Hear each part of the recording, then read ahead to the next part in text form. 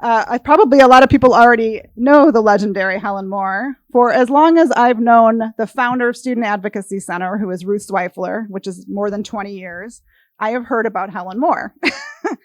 And what did I hear? That she's a relentless advocate for children and for Detroit. Just that she works tirelessly. And it's been amazing to watch her do that and to be inspired by her, frankly, every day. And I know that there's a lot of people here that are inspired by her. Like, do you ever get tired, Helen? No. I'm sure she does get tired, but she keeps going even when she is tired. She's inspired all of us at SAC with her advocacy. And I just want to name a couple of the things. There's too many to list all of them, but there's a couple I want to list specifically. She helped organize the community around Proposal E, and 67% voted to continue to elect their own school board. She fought for years and years for the right to literacy case in Detroit, winning millions of dollars of resources for individual students and for DPSCD. I think that, like, woohoo! Like, there's still more work to be done from what I understand. And again, on a personal note, she showed up at our events. She's taken our calls. She's encouraged us, but just mostly she models what all of us want to be. And so thank you for just being who you are and inspiring us. And so Helen is getting the Community Advocate Award, same recognized for outstanding service as a community member committed to underserved students, social justice, and education for all. And I know Helen wanted to say a few words too.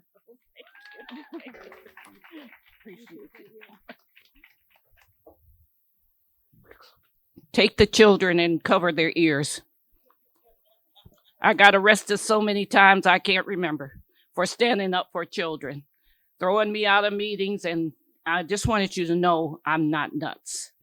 And the people that had me do this was famous people in the city of Detroit that called me in one day. Some of you will know some of them, like Coleman Young.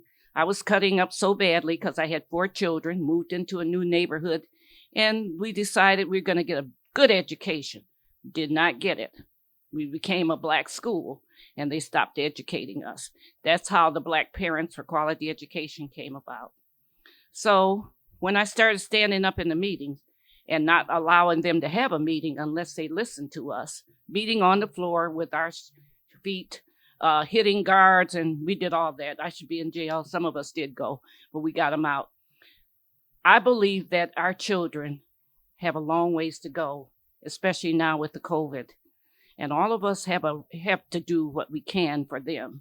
And that's what my life has been about. I have 4 children, and they're all well educated and doing very well. One is one of the top engineers down in Tennessee at the Oak Ridge nuclear plant. And he was educated at Cass Tech. All my children were. So I'm just standing here today to tell you, sometimes some of us that are advocates for our children are not as crazy as they think we are. We're crazy smart, because the people that educated me, when they saw I was out there doing all this stuff, disrupting meetings, and said, you're going to give our children education, they called me to them. Y'all know where the Milliken Center is? Mr. Milliken and all these people, Martha Jean the Queen, heard what I was doing. It was in the paper every day. This crazy woman is tearing up schools, doing all that. So they called me into this office. I walked in there, and it was at the top of this building, downtown Milliken Center. And I saw these people sitting around looking at me and giving me a hand. I said, this is different. I'm always being thrown out of places. So they talked to me and said, we like what you're doing, and said, we want you to keep it up. I said, I'm so tired. I can't keep this up. They said, we got your back. And they did have my back. Michigan Chronicle and all those stories you read about me were placing me in a position to be really important for education instead of the crazy woman that people thought I was. So I went on through that and went to law school and all that. And they recognized me after law school. And I walked in the board meeting. And one of the people that had given me the most trouble, Larry, the head of the board, said, oh, here she comes.